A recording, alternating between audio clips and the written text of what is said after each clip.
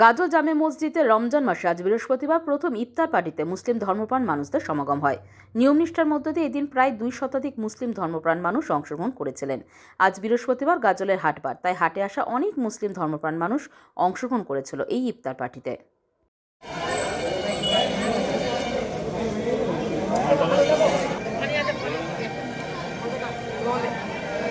খালি পেটে খাওয়া হয় না তো।